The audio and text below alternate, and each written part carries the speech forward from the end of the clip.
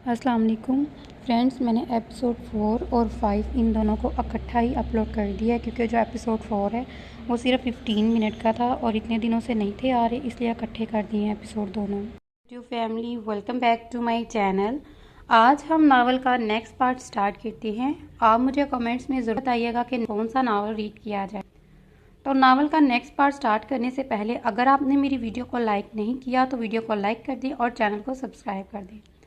सितमगार महबूब नेरा any kitchen में खड़ी नाश्ता कर रही थी जब रज़िया किचन में दाखिल हुई और इसे आकर बोली, एनी, शाहजैन सर कह रहे हैं कि तुम्हें कहूँ कि इनके कमरे में कॉफ़ी बनाकर दे जाओ। एनी जो नवाला मुंह में डाल रही थी वो रज़िया की बात सुनकर हलक में ही फंस गया। वो ज़ोर ज़ोर से खांसना शुरू हुई। एनी ने जल्दी से अपने सामने पड़े गिलास को उठाकर मुंह से लगाया। जब खांसी रुकी तो रज़िया को खुद को देखकर पाकर वो संभल कर बोली, ठीक है, मैं बना देती हूँ, आप प्लीज़ सर के कमरे में दे आइएगा। बिल्कुल भी नहीं, शाहजैन सर ने कहा है कि इसे कहना वो खुद देकर जाए। रज़िया इसकी बात सुनकर डर से बोली तो एनी ने गहरा सांस लेकर अपना सर हिलाया और जल्दी से नाश्ता ख़त्म करके शाहजैन के लिए कॉफ़ी बनाने लगी। वो हिम्मत करते हुए शाहजैन के कमरे का दरवाज़ा नॉक करके अंदर दाखिल हुई और इसे ना पाकर जल्दी से कॉफ़ी मेज़ पर रखकर जाने लगी। जब इसे शाहजैन की आवाज़ बालकनी से सुनाई दी, हूर, मुझे इधर कॉफ़ी पकड़ा कर जाओ। वो शाहजैन को कॉफ़ी पकड़ाने के लिए बालकनी में गई और इसे कॉफ़ी पकड़ाने के लिए अपना कॉफ़ी वाला हाथ आगे किया तो शाहजैन ने पहले एनी को एक नज़र ऊपर से नीचे तक देखा तो एनी को शदीद इस पर गुस्सा आया। शाहजैन ने इसके चेहरे की तरफ देखते हुए कॉफ़ी का मग पकड़ने के बजाय इसका हाथ पकड़ लिया, जबकि इसके चेहरे पर मुस्कुराहट मौजूद थी। एनी ने अपना हाथ इसकी गिरफ्त में देखा तो अपने हाथ में मौजूद कॉफ़ी का मग छोड़ दिया, जिससे गर्म कॉफ़ी शाहजैन के चप्पल में मौजूद पैरों पर गिरी और साथ ही थोड़ी कॉफ़ी एनी के पैरों में भी गिरी।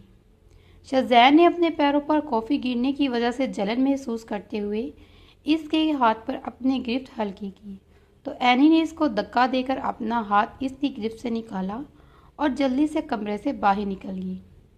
अब देखना मैं तुम्हारा क्या हशर करता हूँ। रहती तो तुम मेरे ही घर में हो, आना अब मुझसे बचकर तुम दिखाना। जबकि अपने पीछे शाहजैन के गुस्से से भरपूर आवाज़ सुनकर वो डर गई थी। शाहजैन जल्दी से वॉशरूम में गया और अपने पैरों पर पानी गिराया, जो कि सुरख हो चुके थे और अब तो इसे एनी की ज़िंदगी हराम करना फ़र्ज हो गया था। अलिशबा बेड पर बैठी आज भी अपनी सोचों में गुम थी। घर वालों के सामने तो वो बिल्कुल ठीक थी, मगर वो इस वाक़ये के बाद अंदर से टूट चुकी थी। जब हाशिम इसके हक़ में लफ्ज़ भी ना बोला तो इसे इस वक्त हाशिम से मोहब्बत पर खुद से बेहद नफ़रत महसूस हुई, जो अपनी बीवी को चुप करवा सकता था। कितनी सभी महसूस हुई थी इसके बाप को, मगर इन्होंने इसे कुछ भी नहीं कहा, लेकिन इसे चुप हुए आली से कम ही बात करती और ख़ुद भी कमरे में बंद रहती थी ताकि अपने बाप की नज़रों में खुद के लिए नफ़रत ना देख सके। मगर ओहद साहब ने तो कभी इससे नफ़रत की ही नहीं थी। वो तो बस इस वाक़ये के बाद आली का सोचकर खामोश हो गए। रमना बेगम और अरकम ने इस अरसे के दौरान इनका बहुत साथ दिया और सबसे बड़ी बात, इसे किसी चीज़ का ताना नहीं दिया था। इस वाक़ये के बाद इसने वो डायरी का एक एक सफ़ा खुद अपने हाथों से जलाया ताकि हाशिम के लिए अपने दिल में मौजूद मोहब्बत को ख़त्म कर सके। मगर ज़रूरी तो नहीं ना जैसा हम चाहें वैसा हो जाए। वो खुद भी जानती थी कि कुछ कच्ची उम्र की मोहब्बत जल्दी ख़त्म नहीं होती और इसकी मोहब्बत तो थी भी बेलूस। एनी शाहजैन के कमरे से निकलकर सीधा किचन में आई। वो अपने पैर को देख रही थी। जहाँ इसे जलन हो रही थी, इसे शाहजैन की आवाज़ें सुनाई दी, जिसके इसके दिल की धड़कन दर्द से तेज़ हुई। शाहजैन अपने पैरों पर पानी गिराकर अपने कमरे से बाहर निकलकर रेलिंग पर खड़े होकर नीचे वाले फ्लोर पर झांकते हुए ऊंची आवाज़ में सहर बेगम को पुकारने लगा। मोम, मोम। इसकी आवाज़ सुनकर सहर बेगम अपने कमरे से बाहर हुई और शाहजैन को देखकर बोली, क्या हुआ शाहजैन, क्यों पुकारे हो? आपको पता है वो महारानी हूर जो मेरे कमरे में कॉफ़ी गिराकर गायब हो गई है? आप जानती हैं मुझे गंदे कमरे से सख्त नफरत है। इसे मेरा कमरा साफ करने के लिए फौरी भेजिए। शाहजैन की बात सुनकर सहर बेगम बोली, तो तुम सीधा इसे ही बोल लेते, मुझे बुलाना ज़रूरी था। जी, क्योंकि मैं चाहता हूँ आप इसे सबक सिखाकर मेरे कमरे में भेजें ताकि वो आइंदा वो गलती ना करें। शाहजैन की बात सुनकर सहर बेगम एनी को आवाज़ें देने लगी, हूर फ़ौरन बाहर आओ। एनी जो किचन में खड़ी इनकी बातें सुनकर हल्का हल्का कांप रही थी। सहर बेगम की गुस्से से भरी हुई आवाज़ सुनकर इसने अपने खुश्क होठों पर जुबान फेरी और कांपते हुए बाहर आई। इधर मेरे सामने आकर खड़ी हो। सहर बेगम ने इसे अपने सामने खड़े होते हुए कहा तो वो छोटे छोटे कदम उठाती हुई इनके पास गई।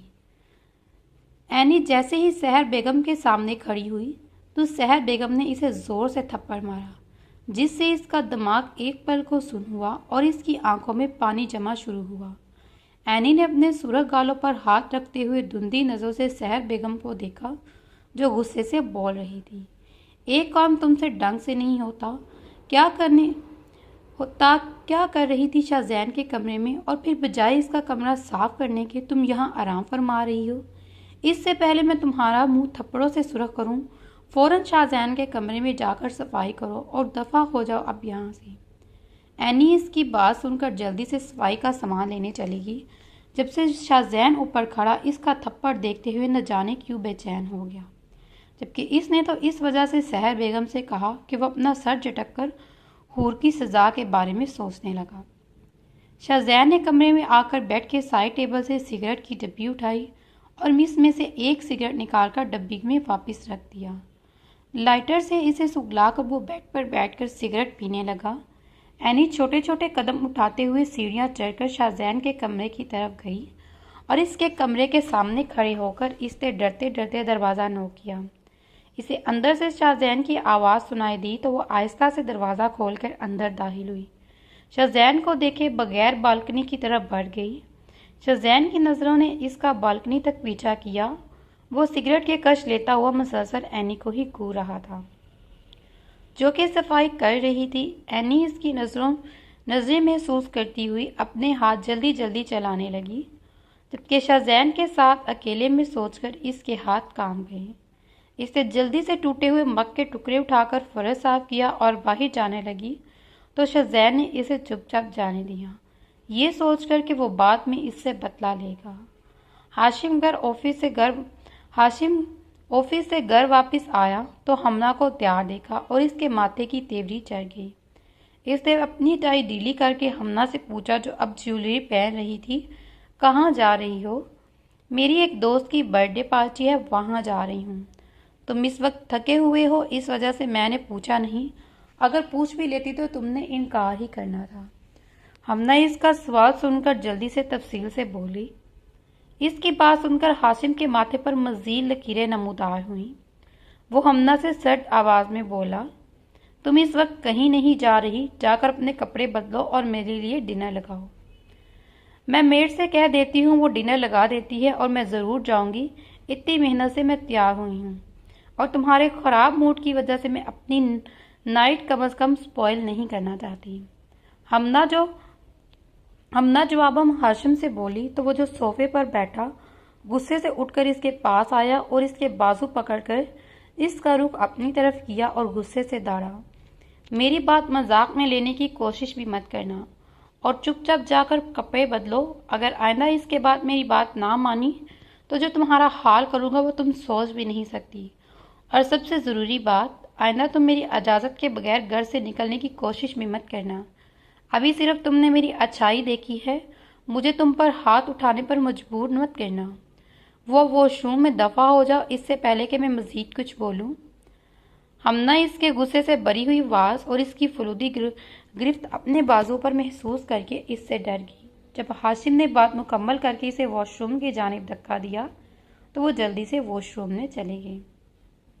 शाम के वक्त शाहजैन अपने दोस्तों के साथ चला गया तो एनी पुरसुकून हो गई। वो रज़िया के साथ काम करवाने के बाद अपने कमरे में चली गई। इसने अपनी आंखों से लेंस उतारे और शावर लेने चली गई और शावर लेकर आई और बालों को सुखाने लगी। इसने खुद को शीशे में देखा तो आंखें रोने और लेंस की वजह से सुर्ख हुई पड़ी थी। इसने अपने हाथ से इस गाल को छुआ जो सहर बेगम के थप्पड़ की वजह से हल्का सा सूजा हुआ था। वो आज के दिन के बारे में सोचते हुए सोने के लिए लेट गई। शाहजैन अपने दोस्तों के साथ घूमकर फिर वापस घर को आया तो इसका ध्यान हूर के कमरे की तरफ गया। कुछ सोचकर वो एनी के कमरे की तरफ चल दिया। चूंकि कमरे का दरवाज़ा बंद था, वो खिड़की की तरफ गया और इसे खोलने के लिए कोशिश करने लगा। खिड़की का लॉक खोलते ही बस वो खड़ा खिड़की को वैसे ही बंद थी। खिड़की को खोलकर वो अंदर दाखिल हुआ तो हूर को सोते पाकर वो आहिस्ता से बेड की जानिब बढ़ गया। अपने मोबाइल की लाइट जलाकर सामने दीवार की तरफ इसका रुख किया तो कमरे में थोड़ा अंधेरा कम हुआ।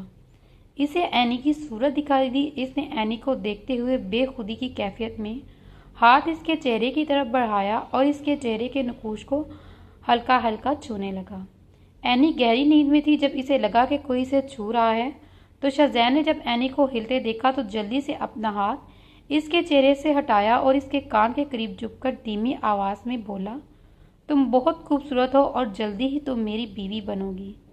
फिर मैं तुम्हारा जीना हराम करूँगा। वो शैतानी मुस्कुराहट चेहरे पर सजाकर ऐसे बोला जैसे एनी सब सुन रही हो, मगर वो तो ख्वाबों की दुनिया में गुम थी। वो आहिस्ता से इसके कमरे से निकलकर अपने कमरे की तरफ चल दिया। कश्यप कैंटीन में अलिशबा के साथ बैठी चाय पी रही चिप्स खा रही थी जब इसे सामने से अरकम किसी लड़की से मुस्कुराकर बात करता हुआ नजर आया। वो बड़े मज़े से चिप्स खा रही थी। इसे लड़की के साथ देखकर इसका हल्क तक कड़वा हो गया। इसने अपनी नज़रों का रुख अपने सामने बैठी अलिशबा की तरफ किया जो इसे कुछ कह रही थी। सॉरी आली, मैंने सुना नहीं, तुम क्या कह रही थी? मैं कह रही थी कि कल जो असाइनमेंट जमा करवानी थी तुमने वो बना ली या अभी बनानी है? अलिशबा ने जूस पीते हुए इससे पूछा। हाँ मैंने बना ली, बस आखिर से थोड़ी रहती है। कश्यप ने एक नज़र अरकम को देखकर आली से कहा जो अब इस लड़की के साथ इससे कुछ दूर एक टेबल पर बैठ गया था। पीछे क्या देख रही हो? आली पीछे देखते हुए बोली तो कश्यप एक पल को घबरा कर बोली। आली के पीछे देखने से पहले ही वो बोल पड़ी, कुछ नहीं, वैसे ही देख रही हूँ। तुम बनाओ, तुमने असाइनमेंट बना ली? शफी अभी बताया तो है कि बना ली। आली की बात सुनकर वो कुछ बोलने लगी। अरकम को अपने टेबल की तरफ आता देख इसने अपना बैग कंधे पर डाला और अरकम के अलिशबा के पास पहुँचते ही वो उठते हुए बोली, आली मुझे याद आया, सर मौज़म ने मुझे बुलाया था, मैं इनकी बात सुनकर आती हूँ। आली ने हैरान नज़रों से कश्यप को देखा क्योंकि वो पूरा वक्त कश्यप के साथ ही थी। इसे नहीं पता चला कि किसी सर ने इसे बुलाया था, मगर अपने पीछे अरकम को देखकर वो कुछ बात समझ चुकी थी। अरकम जो आली से बात करने आया था, इसके अचानक उठने पर इसने कश्यप को एक नज़र देखा जो अपनी बात करके जा चुकी थी। आली, मैं अपने दोस्तों के साथ करीबी रेस्टोरेंट में जा रहा हूँ। मेरा अगला लेक्चर फ्री है। जब तुम फ्री हो जाओ तो मुझे मैसेज कर देना, मैं लेने आ जाऊँगा। ओके भाई, मैं मैसेज कर दूँगी। आली भी कुर्सी से उठते हुए बोली। अरकम इसे बताकर अपने दोस्तों से मिलने कैंटीन से बाहर चला गया जहाँ इसके दोस्त खड़े इसका इंतज़ार कर रहे थे। एनी आज सहर बेगम से इजाज़त लेकर हादी से मिलने जा रही थी।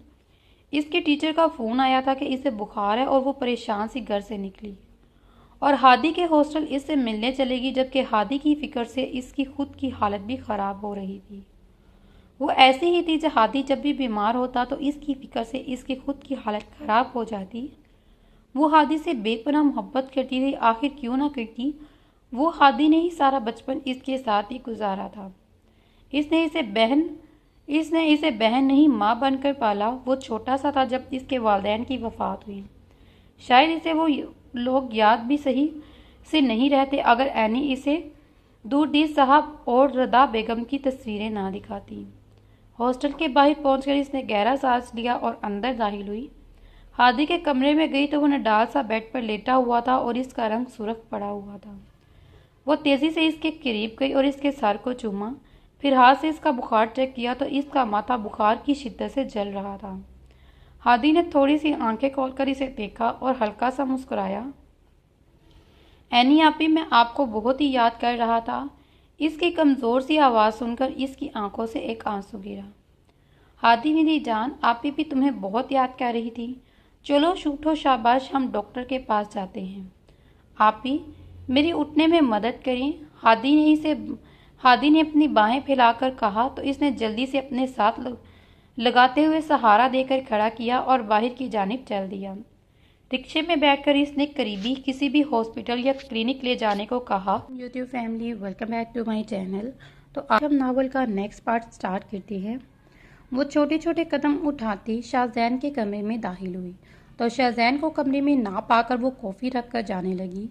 जब शाहजैन वॉशरूम से निकलकर इसके करीब आने लगा, इसे अपने करीब आता देख वो अपने कदम पीछे को उठाने लगी। पीछे होते हुए वो दीवार से जा लगी तो शाहजैन इसके करीब आकर दोनों तरफ बाजू रखकर झुककर इसके कान में सरगोशी की। तुमने मुझे फिर नज़रअंदाज किया और मेरे कमरे से बगैर मेरी इजाज़त के जाने लगी। रात को ये मेकअप धोकर अपनी असल हुलिया में मेरा इंतज़ार करना, अभी तुम्हें सजा भी तो देनी है। शाहजैन के करीब आने पर वो सांसें रोककर इसकी बात सुन रही थी, मगर इसकी आखिरी बात सुनकर इसने बेख्तियार इसकी जानिब नज़रें उठाई तो वो भी सीधा होकर इसे देख रहा था। एनी ने हिम्मत करके इसे जोर से धक्का देकर दूर करने की कोशिश की। शाहजैन इसकी कोशिश को देखकर इसे छोड़कर पीछे हुआ तो एनी की गुस्से से कांपती आवाज़ इसके कानों में पड़ी, मुझसे दूर रहे। और हाँ, मैं आपको इग्नोर क्या जानती हूँ क्यों? क्योंकि ताकि आपकी वालदा मुझे बदकिरदार ना कहें, ये ना कहें कि मैंने इसके अजीम बेटे को फंसा रखा है और वो कह रही थी कि मैं अपनी औकात में रहूं। मगर मैं इतनी भी गिर पड़ी हरगिज़ नहीं हूँ कि आप मुझे अपनी हवस का निशाना बनाएं। मुझे शदीद नफरत है आपसे। सुना आपने? मुझे शदीद नफरत है। जब जब आप मुझे छूते हैं तो मेरा मरने को दिल करता है। सुना, मैंने गिन आती है खुद से। ये निकाह जो है ना, सिर्फ अपने बदले के लिए आपने किया है, न मुझे तकलीफ पहुंचाने के लिए किया है। वो अपने अंदाज में बोली। शाहजैन के करीब से गुजरकर गर्म कॉफ़ी उठाकर अपने हाथ और बाजू पर गिराने लगी। शाहजैन जो कब से अपना गुस्सा जब्त कर रहा था, इसने आगे बढ़कर इससे कॉफ़ी पकड़कर एक थप्पड़ खींचकर इसे मारा।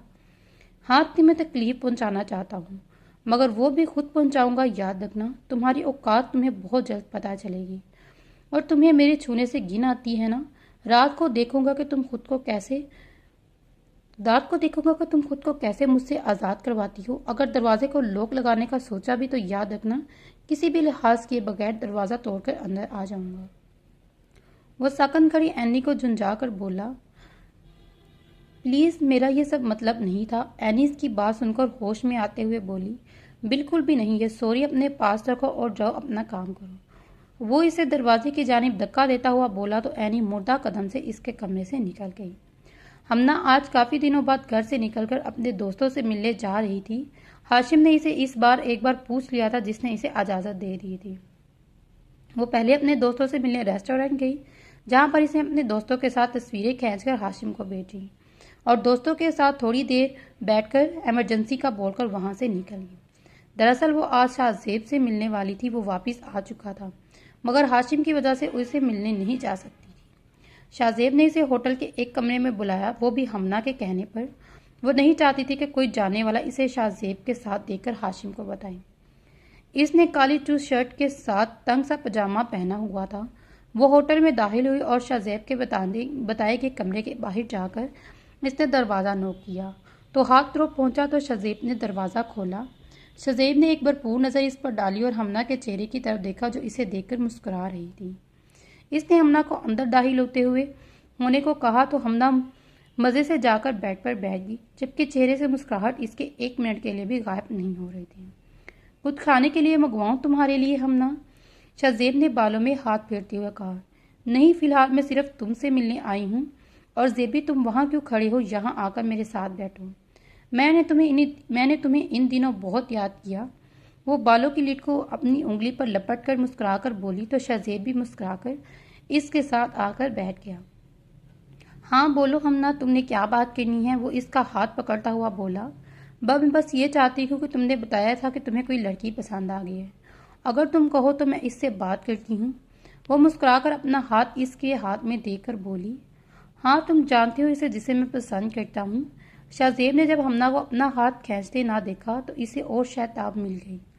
इसने अब उसके हाथ लू अपने लबों से हल्का सा छुआ। क्या तुम सच कह रही हो? क्या वो लड़की मैं हूँ? इसने मस्कारे से बड़ी पलकें उठाकर गिराते हुए पूछा। हाँ बिल्कुल, वो तुम ही हो, मगर पता नहीं तुम्हें आखिर क्या जल्दी थी जो तुमने इतनी जल्दी हाशिम से शादी करवा ली। थोड़ा साल पहले मेरा इंतज़ार कर लेती तो आज हम साथ होते। तुम खुद मुझे छोड़कर चले गए थे, वरना मैं क्यों इस जाहिल गवार से शादी करती। इतना बड़ा बिजनेसमैन वो बन चुका है, मगर फिर भी इसकी सोच मिडिल क्लास वाली है। मेरा बस चले तो मैं एक मिनट भी इसके साथ ना रहूं। वो नुसरत से हाशिम के बारे में बोली, हालांकि वो खुद जानती थी कि हाशिम ने इस खुद अपनी खूबसूरती के जाल में फंसाया था। मगर अब वो पाबंदियां लगाने लगा था तो पहले वो इसे बेहद पसंद था और इससे नफरत करने लगी थी। क्या वाकई तुम इसे अलहदगी कर लोगी? हाँ बिल्कुल, अगर मेरा साथ तुम दोगे तो मैं इससे अलहदा हो जाऊंगी। मगर याद रखना, मेरा हाथ फिर तुम्हें थामना पड़ेगा। हमना की बात सुनकर इसने अपने हाथ से इसके चेहरे पर आए बाल पीछे किए। क्यों नहीं, मैं तुम्हारा हाथ कभी भी नहीं छोड़ूंगा और तुम्हें मेरा साथ मुकम्मल आज़ादी हासिल है। सच्ची? वाह, फिर तो मैं जल्द ही कोई ना कोई बहाना बनाकर इससे अलहदा हो जाऊंगी। वो पागल इसकी मकरूम मुस्कुराहट देखे बगैर बोली। हाशिम अपने ऑफिस में बैठा सुबह से हवेली फ़ोन करके हादी और हुरुल आइन से एक बार बात करना चाहता था, मगर इसमें हिम्मत नहीं हो रही थी। वो दोबारा फ़ोन मिलाकर काट चुका था। अलिशबा जो आज हवेली रमना बेगम और हदीज से मिलने आई थी, हाल में मौजूद सोफे पर बैठी हुई थी। कोने में पड़े टेलीफोन को बार बार बजते हुए देखा और अपनी जगह से उठी, मगर जब भी वो करीब जाती तो फ़ोन बंद हो जाता। आखिर तंग आकर अब वो फ़ोन के पास ही खड़ी हो गई। आज सब हवेली में दाखिल हुए तो आली को फ़ोन के पास खड़े होकर पूछा, आली बेटा, किसी का फ़ोन आना है जो यहाँ खड़ी हो? नहीं बाबा, वो किसी का दोबारा फ़ोन आ चुका है। जब भी उठकर रिसीवर उठाने लगती हूँ तो बंद हो जाता है। आपको पता है इस फ़ोन पर बहुत ही कम लोग कॉल करते हैं, तो मैंने सोचा किसी की ज़रूरी कॉल ना हो। अभी वो बात कर रही थी कि फ़ोन दोबारा बजा। आली ने फ़ौरन उठा लिया। अस्सलाम वालेकुम, कौन बात कर रहा है और आपको किससे बात करनी है? आली को दूसरी जानिब से जवाब ना मिला तो मज़ीद बोली। तो दूसरी तरफ हाशिम, जिसने कॉल उठाने के बाद किसी की खूबसूरत और धीमी सी आवाज़ सुनी तो उसे पहचानने में थोड़ी देर लगी। ये आवाज़ किसी और की नहीं बल्कि अलिशबा की थी। अलिशबा, वो हिम्मत करता हुआ बोला तो दूसरी जानिब से जानी पहचानी आवाज़ में अपना नाम सुनकर इसे फ़ौरन पता चल गया। इस सितमगर का फ़ोन है। इसने बगैर कुछ बोले ओह साहब जो करीब बैठे थे इन्हें रिसीवर पकड़ाया और जल्दी से अपने कमरे में चली गई। क्या कुछ याद न आया था इससे? इस सितमगार की वजह से इसके ज़ख्म, दर्द भरी यादें जिन्हें भूलने की वो रोज़ाना कोशिश करती, मगर इसकी आवाज़ सुनकर दोबारा वो सब कुछ इसे याद आ गया। अहद साहब ने रिसीवर पकड़कर कान से लगाया और अपनी रौबदार आवाज़ में सलाम करते हुए कहा। तो हाशिम, इसने इसकी आवाज़ सुनकर अपने खुश होते हुए होंठों पर जुबान फेर कर जवाब दिया। वालेकुम सलाम चचा जान, हाशिम बात कर रहा हूँ। कौन हाशिम? मैं किसी हाशिम को नहीं जानता। जिसे जानता था वो 1.5 साल पहले मर चुका है। वो अनजान बनते हुए बोले तो हाशिम को इनकी अनजान बनने पर तकलीफ हुई। चचा जान, एक मिनट मेरी बात सुनिए। फ़ोन मत रखिएगा प्लीज़, एक दफ़ा मेरी बात हादी और हूर से करवा दी। वो जो फ़ोन रखने ही वाले थे, हाशिम की बात सुनकर नासमझी से पूछा और आखिर बात जानकर बोली, क्या मतलब तुम्हारा? हूर और हादी हवेली में मौजूद नहीं हैं, वो तो तुम्हारे साथ थे ना? चचा जान, आप ऐसा क्यों बोल रही हैं? मुझे खुद हमना ने बताया कि हूर और हादी हवेली में आपके पास हैं। क्या बकवास कर रहे हो तुम? क्या इन्हें हवेली का रास्ता पता था? और वो जो यहाँ आते हाशिम? और एक बात मैं तुम्हें बता दूँ, 2 महीने पहले मुझे पता चला था कि तुमने इन्हें घर से निकाल दिया और तब से मैं और अरकम इन्हें ढूंढ रहे हैं, मगर इनका कुछ पता नहीं चला। अगर इन्हें कुछ भी हुआ तो इन सब के जिम्मेदार तुम होगे और अपनी बीवी पर जितना तुमने अंधा एतमाद किया था ना, इससे तुम्हें इतना बर्बाद कर दिया है कि अब दोबारा यहाँ फ़ोन करने की हिम्मत भी ना करना। अल्लाह निगहबान। अहद साहब ने अपनी बात मुकम्मल करके कॉल बंद की, जबकि दूसरी जानिब हूर और हादी हवेली में मौजूद नहीं हैं। ये बात इसने झंझोड़ कर रख दिया। वो अपनी कुर्सी से उठा और अपने ऑफिस से निकल गया। इसे नहीं मालूम था वो कितनी देर गाड़ी में बैठकर शहर की खाक छानता रहा। बस इसके कान में बार बार अहद साहब की आवाज़ गूंज रही थी कि वो हवेली में नहीं है। एनी जब शाहजैन के कमरे से वापस आई तो इसे एक ही फिक्र सता रही थी कि शाहजैन आज इसे नहीं छोड़ेगा। वो जानती थी कि अगर इसने कहा कि वो रात को इसके कमरे में आएगा तो वो ज़रूर आएगा। वो चाहती थी कि कुछ ऐसा हो जाए कि शाहजैन इसके कमरे में ना आ सके। वो बस यही दुआ कर रही थी कि आज रात किसी ज़रूरी काम से कहीं चला जाए। इसने रज़िया के साथ सबको डिनर करवाया तो शाहजैन भी आज सबका बैठा खाना खा रहा था। कश्यप के साथ हल्की फुल्की गुफ्तगू कर रहा था, जबकि खाने के बाद सब कमरे में चले गए। वो भी मुड्ढा कदमों से वापस अपने कमरे में चली गई और इसने जल्दी से दरवाज़ा बंद करके शावर लिया और अपने बाल तौलिए से हल्के से सुखा कर दरवाजे को लॉक लगाकर जल्दी से सोने के लिए लेट गई। जब शाहजैन इसके कमरे में आने की कोशिश करे, शायद अभी आ जाए, तो वो इसे सोई हुई मिली। वो अपनी आंखें बंद करके सोने की नाकाम कोशिश कर रही थी, मगर इसे नींद नहीं आ रही थी। इसने घड़ी पर टाइम देखा तो 11 बज रहे थे। इसने अपनी आंखें दोबारा बंद करने की कोशिश की, मगर नींद थी कि आज इसे रूठ कर बैठी हुई थी। थोड़ी देर बाद इसे दरवाजे पर हल्की सी दस्तक महसूस हुई तो इसने अपनी आंखें जोर से मीच लीं। शाहजैन जो सबके सोने के बाद इसके कमरे की तरफ आया, एनी के कमरे में आया तो दरवाजे को लॉक लगा देकर हल्का सा बजाया, मगर अंदर से जब कोई जवाब ना मिला तो वो इसके कमरे की दूसरी जानिब मौजूद खिड़की की तरफ गया और इसे खोलने की कोशिश करने लगा, तो वो इसे खुली हुई मिली। बड़ी आई दरवाज़ा लॉक करने वाली एक खिड़की को बंद न कर सकी। वो मुस्कुरा कर मुँह ही मुँह में बड़बड़ाया। जब एनी को दोबारा दरवाज़ा बजने की आवाज़ सुनाई ना दी तो इसने पुरसुकून सांस खारिज किया और अपनी आंखें खोलकर बैठने लगी कि इसे अपने सामने शाहजैन को खड़ा देखकर वो डर से चीख मारने लगी कि शाहजैन ने आगे बढ़कर इसके होठों को अपनी कैद में लेते हुए इसकी चीख रोक दी। जबकि एनी की इस जसारत पर आंखें फाड़े इसे देखने लगी और समझ आने पर क्या हो रहा है इसे जल्दी से खुद से दूर करने लगी। शाहजैन पहले ही पीछे हट गया और मुस्कुराकर इसके सुर्ख होते हुए चेहरे और गहरे गहरे सांस तोड़ने को देखने लगा। अफसोस तुम खिड़की बंद करना भूल गई थी, और वैसे भी तुम क्या समझती हो वो मैं वापस चला गया। वो बेड पर घंटा टेक इस पर झुका हुआ था, जबकि वो बेड से टेक लगाए बैठी थी। एनी का दिल इसकी बात सुनकर खुद को एक थप्पड़ लगाने को किया जो खिड़की बंद करना भूल गई थी। वैसे चांद की रोशनी में भी खूबसूरत लगती हो मिसिस। वो इस पर झुका और इसके गाल को लब से छू कर बोला, तो एनी ने फौरन अपने हाथों से दोनों गालों को इसके लम से महफूज रखने के लिए छुपाने की नाकाम कोशिश की। तो शाहजैन इसकी मासूम हरकत देखकर मुस्कुराया और बेसाख्ता इसके माथे को चूमा। इस बार एनी ने शाहजैन के पीछे हटते ही दोनों हाथों से अपना चेहरा छुपा लिया, तो शाहजैन मुस्कुराता हुआ बेड पर चढ़कर इसकी गोद में सर रखकर लेट गया। एनी का दिल इसका नरम गर्म लम्स महसूस करके जोर से धड़का और वो सितमगर तो इस वक्त कोई और ही मालूम हो रहा था। अपनी गोद में वजन महसूस करके इसने आंखें खोली तो इसकी नज़रें सीधी इसके गोद में सर रखे शाहजैन से टकराईं, जो इसे ही देख रहा था। आप, मेरा सर दबाओ, दर्द हो रहा है, शाहजैन इसकी बात काट कर बोला तो इसके सर को हल्का हल्का दबाने लगी, जबकि शाहजैन ने इसके हाथ का लम्स अपने सर पर महसूस करके अपनी आंखें भूंज लीं। तुम अपना चेहरा क्यों काला करती हो हूर? शाहजैन ने अचानक आंखें खोलकर पूछा। वो सहर मैम ने बोला है कि ऐसा करोगी तो ही नौकरी मिलेगी, इसने हिचकिचाते हुए बोला। शाहजैन ने इसकी बात सुनकर इसका चेहरा देखा जहां झूठ का कोई एहसास नहीं था। इसकी बात सुनकर वो खामोशी से दोबारा आंखें मूंद गया। एनी की आंख रात 3 बजे खुली तो शाहजैन को अपनी गोद में सर रखा देख अपने हाथ इसके बालों में देकर इसने एक नज़र टाइम देखा और शाहजैन को उठाने का सोचा, मगर इसे समझ ना आए कि वो इसे कैसे उठाए।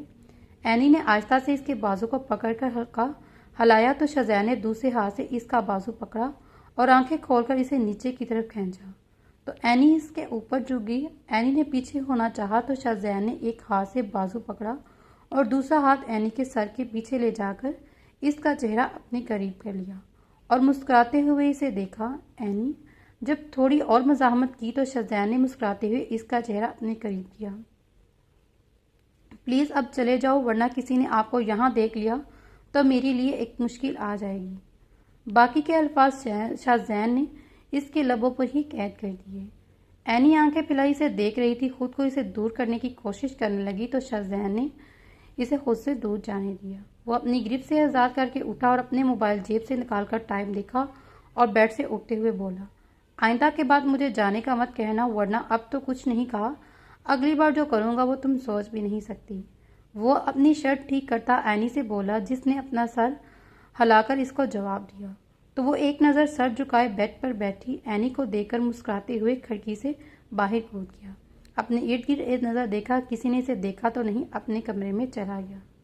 हाशिम रात के 1 बजे सड़कों की खाक छान कर घर वापस आया और अपनी गाड़ी का दरवाज़ा खोलकर बाहर निकला और लॉन की तरफ गया तो इसे एक आवाज़ सुनाई दी, भैया आप भी हमारे साथ खेलिए ना। भैया आपको पता है आज पीर हादी ने मुझे हरा दिया। भैया अब सिर्फ आज हमारे साथ खेलिए। वो अपना सर झटकता हुआ अंदर दाखिल हुआ इन आवाज़ों को रोकने के लिए। हमना को पुरसकून सोता हुआ देख इसके तन बन में शरारत से भरने लगी, क्योंकि हमना ने इसे बताया था कि वो हवेली में है। हाशिम अपने कमरे से निकलकर किचन में गया और वहां से ठंडे पानी का एक जग भरा और बर्फ क्यूब्स डालकर कमरे में आया और हमना के चेहरे पर ठंडा पानी डाल दिया। हमना जो सुकून से सो रही थी, खुद पर ठंडा पानी गिरता देख वो हड़बड़ा कर उठी और हाशिम को खुद पर ठंडा पानी गिरता देख वो चीखी, हाशिम पागल हो गए हैं, ये क्या कर रहे हो? हाशिम ने सारा पानी इस पर गिरा दिया और हमना ने गुस्से से डांटते हुए पूछा, कहाँ है हादी और ऐनी? मुझे फौरन जवाब दो, और अगर तुमने झूठ बोला तो याद रखना इंजाम बहुत बुरा होगा। क्या बकवास कर रहे हो हाशिम? मुझे उठाकर तुमने ये पूछना था कि वो दोनों इस वक्त हवेली में आराम से सोए हुए होंगे, मगर तुमने मेरी नींद खराब कर दी। हाशिम ने इसकी झूठ पर आग बगोला होते हुए इसके बालों को मजबूती से गिरफ्त में लेते हुए कहा, मुझे पता है वो हवेली में नहीं है, अब मुझे सच सच बताओ कि वो कहाँ है। मुझसे क्या पूछ रहे हो? तुम शायद भूल गए हो, मैं याद दिला दूं, तुमने इन्हें घर से निकाला था और जब तुमने मुझसे पूछा तो मुझे लगा वो हवेली चले गए हैं। अब मुझे क्या पता तुम्हारी बहन और भाई कहाँ हैं। और हाँ, शायद तुम्हारी बहन अपने किसी आशिक के पास चली गई हो। तुम घटिया औरत, तुम्हारी हिम्मत कैसी हुई मेरी बहन के बारे में गंदे अल्फाज इस्तेमाल करने की? वो तुम्हारी तरह नहीं है जो शोहर के होते हुए बेहया औरतों की तरह छोटे कपड़े पहने क्लब में मर्दों की अपनी जानिब हमाइल करती हैं। जाहिल इंसान, अब बड़ी तुम्हारी अपनी बहन की याद आती है। जब तुमने इसे घर से निकाला था तब क्यों ना इसका एहसास हुआ। और मैं बेहया हूँ तो ये जान लो, तुम भी मुझे इन छोटे कपड़ों में देखकर ही पसंद किया था और अब तुम्हें मैं बेहया लगती हूँ। बल्कि मैं बताती हूँ, तुम जितना मर्जी बड़े बिजनेसमैन बन जाओ, मगर हकीकत यह है कि तुम्हारी सोच जाहिल ही है। और मैं अपने मुंह पर हाथ रखते हुए चीखते हुए बोली, तुम्हें क्या लगता है तुम बहुत मॉडर्न हो? तुम्हारी सोच बहुत अच्छी है। तुम्हें बता दूं कि लोग जब तुम्हें देखते हैं ना तो इनके जहन में तुम्हें देखकर वो तुम्हें पढ़ी लिखी फहाशा बोलते हैं। और तुमने मुझे फंसाया है इतने इस मकार चेहरे की मासूमियत से। अगर मुझे पता होता कि तुम ऐसी हो तो मैं कभी तुम्हारा चेहरा तक ना देखता। वो दूसरा थप्पड़ हमना को मारते हुए तंजिया हंसते हुए बोला, छोड़ो, मुझे जाहिल इंसान नहीं रहना अब मुझे तुम्हारे साथ, बल्कि मुझे तुमसे तलाक चाहिए और तुमने मुझे तुमसे तलाक चाहिए, वो भी अभी और इसी वक्त, क्योंकि मैं तुम्हारे जैसे गवार के साथ मजीद अपनी ज़िंदगी पर बात नहीं कर सकती। वो गुस्से से बोली, इसी मौके पर तो हाशिम से लग होना था। कभी सोचना भी मत मैं तुम्हें आज़ाद करूँगा, तुम इसी घर में सारी उम्र सड़ोगी। वो इसके बाल छोड़कर इसके बाजू को अपनी गिरफ्त में लेता हुआ बोला और कमरे से घसीट कर साथ ले जाने लगा। हमना मुसलसल इसे अपने बाजों से छुड़वाने की कोशिश करने लगी और हाशिम ने इसे अपने दूसरे कमरे में लाकर फेंक दिया। कश्यप अलिशबा के साथ एक दरख्त के नीचे बैठी बातें कर रही थी। आली, कैसा टाइम गुजरा तुम्हारा हवेली में? मज़ा आया अपने मोम डैड से मिलकर? हाँ, बहुत मज़ा आया। काफ़ी दिनों बाद मैं अम्मी अब्बू से मिली। अम्मी अब्बू के साथ मैंने ढेरों बातें की। अलिशबा ने चॉकलेट खोलकर खाते हुए जवाब दिया। एक बात बताओ कश्यप, तुम्हारा बाई की कोई लड़ाई हुई है क्या? पहले तो तुम लोग आपस में एक दूसरे से लड़ते रहते थे, अब तो बिल्कुल इग्नोर करते हो। नहीं, ऐसा कुछ नहीं हुआ जैसा तुम समझ रही हो। मुझे बस अच्छा नहीं लगता तुम्हारे भाई से लड़ना, बस इसी वजह से बात नहीं करती। कश्यप ने मुस्कुराकर जवाब दिया, मगर अलिशबा इसके जवाब से मुतमय्यन ना हुई, लेकिन फिर भी वो चुप रह गई। अरकम अपनी क्लास से निकला तो इससे दूर कश्यप और आली बैठते हुए नजर आए। कश्यप के चेहरे पर हल्की हल्की सूरज की रोशनी पड़ रही थी, जिससे इसका चेहरा दूर से बेहद खूबसूरत लग रहा था। अरकम ने बहुत सोचने के बाद कश्यप से माफ़ी मांगने का फैसला किया था। इसके लिए वो कश्यप के साथ अकेला बात करना चाहता था, मगर आली के होते हुए ये मुमकिन ना था। अपने दोस्त की आवाज़ सुनकर इसने अपनी सोचों को झटका और दोस्त से बात करने लगा। कश्यप की नज़र कुछ दूर पड़े काली शलवार कमीज पहने अरकम पर गई तो एक भरपूर नज़र इस पर डालकर अपनी नज़रों का रुख मोड़ दी। इस वक्त अरकम ने दोबारा मुड़कर कश्यप की जानिब देखा। दोनों की नज़रें टकराईं और एक की नज़रों में शिकवे थे और दूसरे की नज़रों में माजरत। कश्यप ने इसे खुद की जानिब देखते हुए देखा तो अपनी नज़रों का रुख मोड़ लिया। आली की बातें सुनने लगी जो कोई बात बता रही थी। अरकम ने अपने बालों में हाथ फेरा और अपने दोस्त के साथ अपनी क्लास में चला गया। एनी किचन में सब्जी बना रही थी क्योंकि रजिया की अम्मा की तबीयत अचानक ख़राब हो गई और वो 1 हफ्ते के लिए छुट्टियां लेकर अपने गांव में चली गई, जिसकी वजह से एनी सुबह से ही सारे काम कर रही थी। सहर बेगम इसे काम सौंप कर अपनी दोस्त से मिलने चली गई। वो पूरी तवज्जो से काउंटर के करीब खड़ी अपने काम कर रही थी जब किसी ने इसकी कमर में हाथ डालकर इसे पीछे की तरफ खींचा। एनी जो अपने काम में मसरूफ थी, इस अचानक इत्तेदाद पर इसकी चीख निकली। जब इसने पीछे देखा, शाहजैन इसे अपने सीने के साथ लगाए मुस्कुराए हुए इससे देख मुस्कुरा रहा है। ये आप क्या कर रहे हैं? कोई आ जाएगा तो क्या सोचेगा? प्लीज़ थोड़ा फासला रखें, वो अपने लब काटते हुए बोली। इसकी बात सुनकर शाहजैन ने अपनी गिरफ्त और मजबूत की तो एनी को अपना सांस रुकता हुआ महसूस हुआ। मैंने तुम्हें कितनी बार कहा है मुझे दूर जाने का मत बोला करो। ना कहा किया है मैंने तुमसे, और जब मेरा दिल करेगा मैं तुम्हें अपने करीब बुलाऊंगा। शुरू से ही गुस्से में वो कुछ भी कर जाता था। तब जब वो गुस्सा दिलाती तो इसे ज़रूर तकलीफ पहुंचाता था। एनी इसके गुस्से से भरी हुई आवाज़ सुनकर हल्का हल्का काम गई। सॉरी, वो इतनी हल्की आवाज़ में मनमनाई कि अगर शाहजैन इसके करीब ना होता तो कभी ना सुन पाता। मुझे गुस्सा मत दिलाया करो, वो इसे कांपते हुए महसूस करके इसकी गाल पर अपने लब रखते हुए कहा तो इसने सिर्फ सर अपना हाँ में हिलाया। चलो अब ये सब छोड़ो और मेरे लिए कुछ अच्छा सा बनाओ, मुझे भूख लगी है। एनी इसकी बात सुनकर अपना हल्का सुर्ख चेहरा उठाकर इसे बेबसी से देखा, जिसने इसे अपने साथ लगाया हुआ था। बिल्कुल भी नहीं, तुमने जो बनाया है वो ऐसे ही बना लो, वो मुस्कुराकर इसका रुख देखकर बोला तो एनी बेबसी से अपने लब काटती हुई इसके साथ लगे ही सारी चीज़ें कैबिनेट और फ्रिज से निकालकर काउंटर पर एक जगह रख दी। इसके लिए टोस्ट और आमलेट बनाने लगी। वो अपने दोनों बाजुओं से इसके गिर्द हिसार बनाकर खड़ा था। एनी ने जल्दी से नाश्ता बनाकर प्लेट में रखा और इसकी तरफ फेर दिया तो शाहजैन इसके गाल को छूकर किचन में मौजूद कुर्सी पर बैठ गया। एनी ने इसके सामने नाश्ता रखा और इसके पास ही खड़ी हो गई ताकि फिर ना शाहजैन गुस्सा करे। शाहजैन ने इसे पास खड़ा हुआ देखा और मुस्कुराते हुए नाश्ता करने लगा। नाश्ता करके वो एनी के सर को चूमता हुआ किचन से चला गया तो एनी ने सुकून का सांस लिया और बर्तन धोने और जल्दी से दोबारा काम में मसरूफ हो गए। हाशिम सुबह उठकर ऑफिस के लिए तैयार हुआ और जाते ही मैट से हमना के कमरे का दरवाज़ा खोलने से सख्ती से मना किया। इसे भी खाने पीने के लिए ना दिया जाए और कहा कि ऑफिस चला गया। और इसने ऑफिस जाकर सबसे पहले एक दोस्त को फ़ोन करके किसी भी तरह हूर और हैदर के बारे में मालूमात करने का कहा। इसके बाद वो पूरा दिन अपने काम में मसरूफ हो गया, लेकिन बार बार हादी और हूर की बातें याद आती थी। कश्यप यूनिवर्सिटी से घर आकर थोड़ी देर लॉन में वॉक करने लगी और थोड़ी देर लेट गई। इसे उम्मीद थी कि आज शायद अरकम इससे माफ़ी मांग लेगा, मगर इसके कुछ ना कहने की बजाय इग्नोर करने पर वो मन ही मन में क्लिस कर रही थी। वो शाम में जब सबके साथ डिनर करके वापस कमरे में आई तो थोड़ी देर अपनी कोई असाइनमेंट जो नामुकम्मल थी इसे मुकम्मल करने लगी। थोड़ी देर वो अपना काम करके सोने के लिए लेट गई। वो नींद में थी कि जब इसे लगा कि कोई इसके कमरे में मौजूद है। इसने इसके करीब आकर इसको हल्का सा हलाया और इसने थोड़ी सी आंखें खोलकर शाहजैन को देखा और फिर सोने लगी। इसके कानों में शाहजैन, मोम और डैड की आवाज़ें सुनाई दी। Happy birthday to you Kashyap, happy birthday. वो जल्दी से उठकर बैठी और सबको हैरत और खुशी से देखा क्योंकि वो अपना बर्थडे तो भूल ही गई थी। कश्यप ने सामने टेबल पर केक पड़ा हुआ देखा तो उठकर इसके पास आई और सबके साथ केक काटा और इसके बाद सबसे पहले तैमूर साहब ने आगे बढ़कर इसे गले लगाया और फिर सर पर प्यार देकर इसका गिफ्ट दिया और इसके बाद सहर बेगम और फिर आखिर में शाहजैन ने कश्यप को। वो थोड़ी देर के बाद सबके साथ बैठी बातें करती रही और फिर अपने कमरे में चली गई।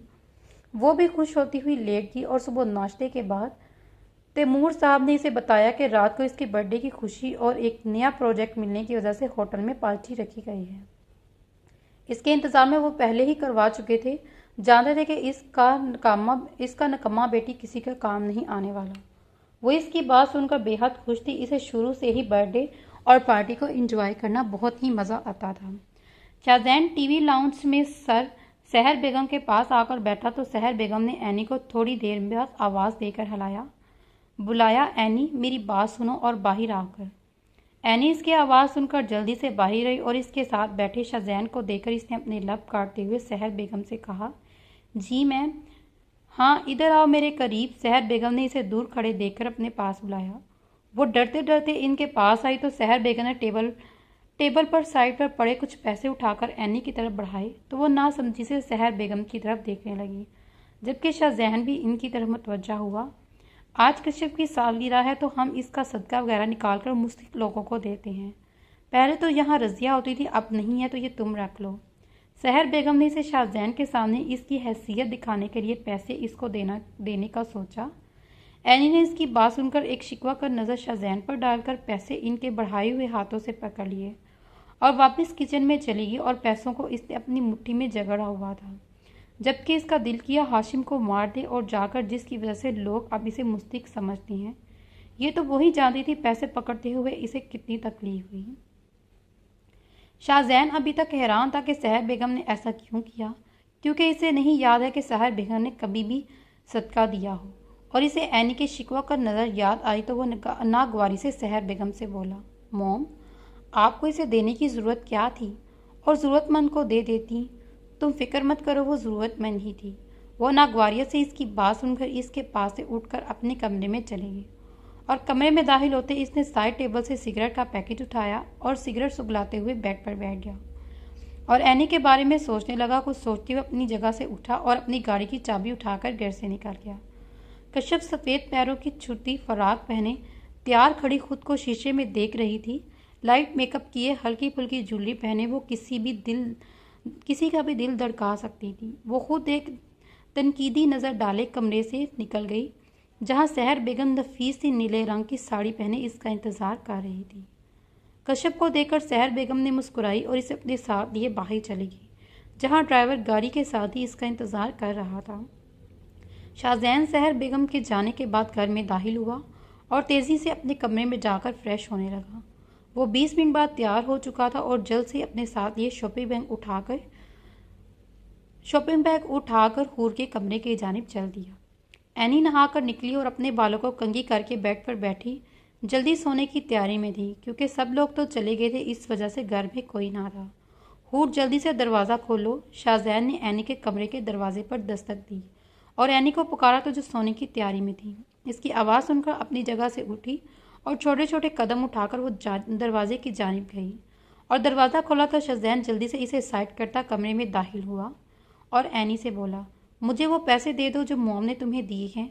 कोई फजूल बकवास सुनने के मूड में बिल्कुल भी नहीं हूँ। वो एनी को मुंह खोलता देकर आखिरी बात बोला तो एनी ने इसका संजीदा चेहरा देखकर जल्दी से पैसे निकालकर इसे पकड़ा दिए। शाहजैन ने वो पैसे पकड़कर अपनी जेब में डाले और अपने हाथ में मौजूद शॉपिंग बैग इसकी तरफ बढ़ाई। एनी ने सवालिया नज़रों से इसकी तरफ देखा। इसमें तुम्हारे लिए ड्रेस मौजूद है। मैं चाहता हूँ कि तुम ये ड्रेस पहनकर 1 घंटे तक तैयार हो जाओ। 1 घंटे के बाद मैं तुम्हें लेने आऊँगा। शाहजैन ने बेड पर बैग रखे और इसको कोई भी बात सुने बगैर कमरे से निकल गया तो एनी मुंह बनाते हुए शॉपिंग बैग के अंदर मौजूद ड्रेस निकालकर देखने लगी। कश्यप को सहर बेगम अपने साथ लिए खड़ी थी जब कश्यप को दूर से अलिशबा हाल में दाखिल होती हुई दिखाई दी। वो सहर बेगम को बताकर अलिशबा के करीब गई, जिसने काले रंग की नफीस सी शॉर्ट फ्रॉक और साथ पजामा पहना हुआ था। वो लाइट से मेकअप किए बेहद हसीन लग रही थी। इसने दुपट्टा अपने कंधे पर फैला हुआ था। अलिशबा कश्यप के पास आते ही इसके गले लगी और इसे दूर से आते हुए बोली, कश्यप, तुम बहुत हसीन लग रही हो इस फ्रॉक में। अगर मैं कोई लड़का होता तो ज़रूर तुमसे शादी करता। इसकी बात सुनकर वो हंसते हुए बोली, झूठ कम बोलो, मुझे तो लगता है आज पार्टी में सब ने तुम्हें ही देखना है। इसकी नज़र हाल में मौजूद दाखिल होते अरकम पर पड़ी, जो सफ़ेद शलवार कमीज़ पहने बेहद खूबसूरत लग रहा था, और अलिशबा से बोली, आली, तुम्हारा भाई अरकम शायद तुम्हें ढूंढ रहा है। इसकी बात सुनकर इसने पीछे देखा तो अरकम इसे देखा और इसके करीब आ रहा था। अरकम ने इसके करीब आकर आली को एक छोटा सा गिफ्ट पैकेट दिया, जबकि नज़रों का रुख अपने सामने खड़ी परी पैकर पर था। कश्यप ने इसकी नज़रें खुद पर महसूस करके अपना पहलू बदला। आली, ये तुम गाड़ी में ही भूल आई थी। वो इसे पकड़ाता हुआ बोला तो आली, जो कश्यप का गिफ्ट कार में भूल आई थी, अरकम को शुक्रिया कहते हुए गिफ्ट इसने कश्यप की तरफ बढ़ा दिया। आली, मैं अपने दोस्तों के साथ इस होटल के रेस्टोरेंट में मौजूद हूँ। जब फारिग हो जाओ तो मुझे बता देना। वो जाने ये बात आली को सुना रहा था या कश्यप को, वो खुद नहीं जानता था। ओके भाई, मैं आपको बता दूंगी। वो अलिशबा का जवाब सुनकर एक भरपूर नज़र कश्यप पर डालकर चला गया। कश्यप ने अरकम के जाते ही एक गहरा सांस लिया और अलिशबा के साथ पार्टी इंजॉय करने लगी। कश्यप ने शाहजैन के आते ही सबके साथ केक काटा और सबको खिलाने के बाद वो अलिशबा के साथ बातें करने लगी, जबकि सहर बेगम अपनी दोस्तों के साथ मसरूफ़ थी। शाहजैन 1 घंटा रुककर वापस चला गया, जबकि तैमूर साहब भी अपने दोस्तों के साथ मसरूफ़ हो गए। कश्यप अली को बताकर वॉशरूम इस्तेमाल करने गई, मगर ये वॉशरूम फुल होने की वजह से वो दूसरी जानिब चली गई।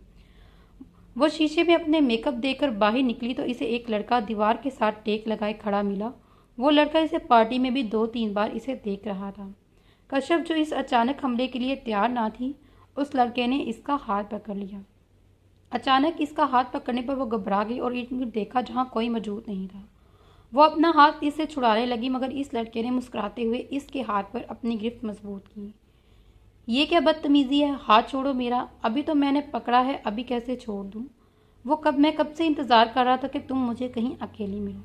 वो लड़का शैतानी मुस्कुराहट से बोला तो कश्यप को इससे खौफ महसूस हुआ, लेकिन खुद पर काबू पाते हुए इसे दूसरे हाथ से उंगलियां इसकी आंखों में मारने की नाकाम कोशिश की। कश्यप ने अब की बार गुस्से से अपने पाँव उठाकर सीधा इसे मारा। कश्यप ने जो हील पहनी हुई थी वो सीधी इसकी टांगों की हड्डी में बजी, जिसकी वजह से इसकी गिरफ्त ढीली हुई और कश्यप ने जल्दी से अपना हाथ छुड़ाया और तेजी से दूसरी जानिब चलेगी। वो जो भाग रही थी, इसके फ्रॉक पाँव के नीचे आ गई, जिससे वो अंधामुंह नीचे गिरने लगी कि किसी ने इसके गिर्द अपने हिसार बनाए और इसे नीचे गिरने से बचा लिया। कश्यप ने जल्दी से इसका चेहरा देखा तो अरकम को देखकर वो थोड़ा पुरसुकून हुई, मगर अपनी पोजीशन का ख्याल करते हुए वो जल्दी से इससे दूर हुई। क्या हुआ तुम्हें और इतनी तेजी से क्यों भाग रही हो? सबसे बड़ी बात, तुम इस हिस्से में क्या कर रही हो? पार्टी तो होटल के दूसरे साइड पर है। अरकम ने इसे घबराया हुआ देखकर पूछा। वो मैं वॉशरूम में आई थी, वहाँ एक लड़के ने ज़बरदस्ती मेरा हाथ पकड़ लिया तो मैं इसे अपना हाथ छुड़वाकर भाग रही थी। इसने अरकम को सारी बात सच सच बता दी तो अरकम ने गुस्से से मुठ्ठियां बींचकर इससे पूछा, कहाँ है वो लड़का, आओ मेरे साथ। वो इसका हाथ पकड़ते हुए इस तरफ ले जाने लगा। इसने फौरन अरकम को रोका। नहीं, मैं अपना तमाशा नहीं बनाना चाहती, आप मुझे दूसरी तरफ छोड़ कर आएँ, मुझे वापस पार्टी में जाना है। अरकम ने अपने गुस्से पर काबू किया और दूसरी तरफ हाल में ले जाने लगा और इसके साथ साथ चल रही थी। सॉरी, वो इस दिन मुझे तुम्हें वो बात नहीं कहनी चाहिए थी, मगर मेरी बात का वो मतलब नहीं था जो तुम समझ रही हो। वो जल्दी से बोली, मगर कश्यप ना समझ वाले तासरात देकर इसने वजाहत की तो कश्यप ने बस अपना सर हाँ पर हिलाया। अरकम ने इससे माफ़ी मांग ली। हाशिम तैमूर साहब के साथ खड़ा बात कर रहा था। वो दरअसल पार्टी में लेट हो गया था, अभी पहुंचा था, मगर देर से इसे आने की माजरत की। वो इससे बात कर रहा था जब इसकी नज़र एक कोने में अकेली खड़ी लड़की पर पड़ी। इस पर एक नज़र डालकर अपनी नज़रों का जाविया बदला ही था कि शाइस्तगी की रकम की वजह से इसने दोबारा इस सिमत देखा। काली नफीसी फ्रॉक में खड़ी अलिश्मा को पहचानने में इसे 1 मिनट नहीं लगा। वो पहले से ज़्यादा खूबसूरत हो गई थी, या शायद कभी वो इतना तैयार ना हुई थी, या शायद इसने कभी इसे गौर से ना देखा। तैमूर साहब इसे एक्सक्यूज़ करके किसी और से मिलने चले गए तो इसने एक तफसीली नज़र फिर अलिश्मा पर डाली, जो एक बार फिर दिल धड़का गई थी। अलिश्मा, जो कश्यप के जाने के बाद अकेली खड़ी थी, खुद पर किसी की मुसलसल नज़र महसूस करके इसने अपनी नज़रें उठाई। इर्द गिर्द देखा तो इसकी नज़रें खुद को घूरते हुए हाशिम से टकराई, जो ब्लैक पेंट कोट में मलबूस इसकी धड़कन को रोक गया। हाशिम ने अलिश्मा को अपनी जानिब देखा तो इसे अपनी नज़रें ना हटा सका। अलिश्मा ने इस पर एक शिकवा कर नज़र डालकर अपनी नज़रों का रुख बदलकर वो कैसे भूल गई थी ये शख्स तो पहले भी किसी और का हो गया था। वो इसका कुछ नहीं लगता था, वो सितमगार इसका कभी में इसका महबूब ना हुआ करता था, जिसे देखने के लिए वो दिन गिनती थी, इसके लिए हवेली आने की दुआएं करती थी, मगर अब वो बस इसकी मोहब्बत से अपने दिल से ख़त्म करने की दुआएं करती थी। हाशिम ने इसकी एक आखिरी नज़र हज़ारों शिकवे महसूस किए और अपने लब भींचे और इस पर एक आखिरी नज़र डालकर अपने करीब खड़े लोगों से बातें करने लगा। शाहजैन पार्टी अटेंड करके 1 घंटे बाद तैमूर साहब से ज़रूरी काम कहकर वहाँ से चला गया। वो गाड़ी बाहर खड़ी करके हूर के रूम की तरफ गया और इसने दरवाज़ा हल्का सा बजाकर एनी को पुकारा तो इसकी आवाज़ सुनकर इसे थोड़ी देर बाद दरवाज़ा खोला तो शाहजैन का मुंह इसे तैयार देकर खुला का खुला ही रह गया। वो बेहद हसीन लग रही थी। नीले रंग के पाँव की छूती फ्रॉक पहनकर वो खुले बालों और हल्के से मेकअप में इसके लिए सरापा इम्तिहान बनी खड़ी थी। वो बस बाल बांध रही थी। फिर बस मैं तैयार हूँ। नहीं, खुले ही रहने दो बाल, आ जाओ चलें, लेकिन साथ एक शॉल ले लो, हमारे पास सिर्फ 2 घंटे हैं, इसके बाद हमने वापस भी आना है। वह मुश्किल इसके खूबसूरत सरापे से नजरें उठाकर बोला। एनी चादर लेने चली गई। वो एनी को अपने साथ लिए गाड़ी तक आया और इसको अंदर बिठाते हुए दूसरी तरफ दरवाज़ा खोलकर वो ड्राइवर सीट पर आकर बैठ गया। गाड़ी स्टार्ट करके वो अपने सामने मंजिल की जानिब जाने लगा। इसका नाजुक सा दिल पकड़ जाने के डर से होले से कांप रहा था, लेकिन इसने भी ज़्यादा डर इससे अपने साथ बैठे शज़ैन के गुस्से से लगता था और इसके सामने आने से। वो खामोशी से अपनी गोद में रखे हाथों से खेलने लगी। कहाँ जा रही हैं? कांपती हुई आवाज़ में पूछा। तुम्हें जल्द ही पता चल जाएगा। शज़ैन ने इसे एक नज़र देखा और दोबारा अपना रुख सामने किया। इसके जवाब के बाद एनी ने अपना मुंह ही बंद कर रखा था। शज़ैन ने गाड़ी एक जगह रोकी और इसे अपना हाथ देकर बाहर निकाला। एनी ने अपने सामने एक रेस्टोरेंट देखा तो इसकी समझ में कुछ आने लगा, मगर अंदर दाखिल होते इसके चेहरे पर एक मुस्कुराहट नमूदार हुई। इसे लगा ये एक आम सा डिनर है। सारे रेस्टोरेंट को सजाया गया था, हल्की सी लाइटिंग थी, जबकि पूरा रेस्टोरेंट खाली था। इसकी नज़र रेस्टोरेंट के दरमियान में मौजूद टेबल पर पड़ी, जिस पर छोटी छोटी कैंडल्स और फूल को सजाया गया था। इसने मुस्कुराते हुए शज़ैन को देखा, जो इसे मुस्कुराते देखकर खुद भी मुस्कुरा रहा था। वो एनी की मुस्कुराहट को देखकर जान गया था कि इसे यह सब कुछ बहुत अच्छा लगा है।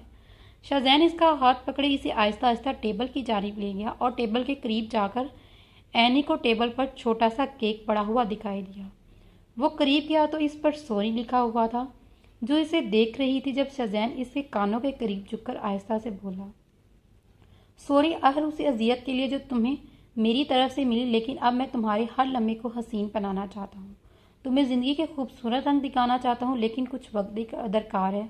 उम्मीद है कि तुम बस थोड़ी देर और सब्र करोगी। इसने हल्का सा इसके कान की लू को चूमा और पीछे होकर एनी का चेहरा देखा, जो मुस्कुरा रही थी।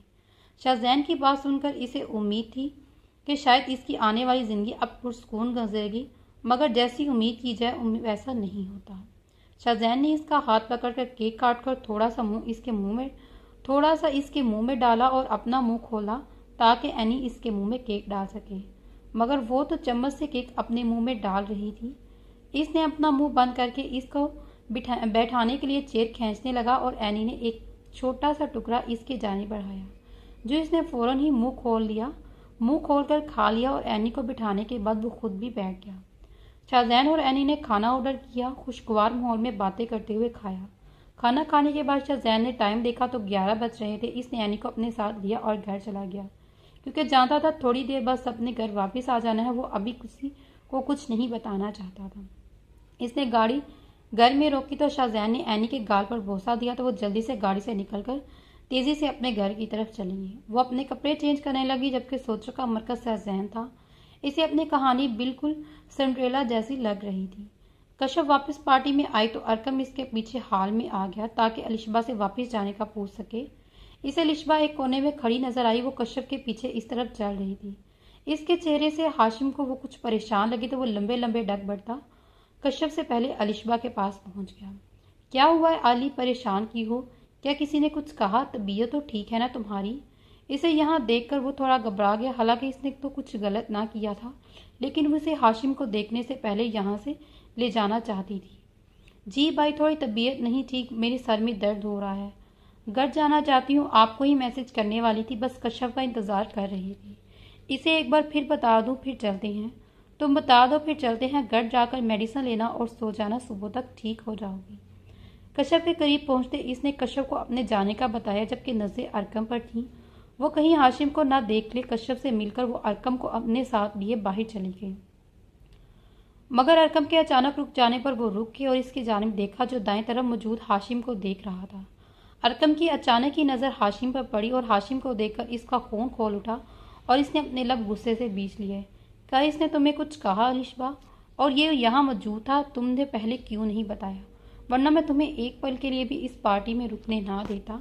वो धीमी आवाज़ में घराया तो अलिशबा कांपती हुई आवाज़ में बोली, भाई प्लीज़ चलिए यहाँ से। और इसने मुझे कुछ नहीं कहा और मैं बस यहाँ से जाना चाहती हूँ अभी और इसी वक्त। मेरी ज़ात का तमाशा मेरे बड़े मजमे में मत बनाइएगा। वो आखिर में रोंदी हुई आवाज़ में बोली तो इसने अपनी आंखें एक पल को बंद करके खुद पर जब्त किया। इसने अपने साथ लिए तेज़ी से वहाँ से निकल गया। हाशिम ने भी अरकम को देख लिया, मगर जाहिर न किया। वो जानता था कि इसने अरकम की तरफ देखा भी लिया है तो इसे फिर बड़े मजमे से लड़ने पर क्या ग्रीस न करेगा। वो भी पार्टी अटेंड करके घर वापस आया तो इसे घर से न जाने क्यों वहशत सी महसूस हुई।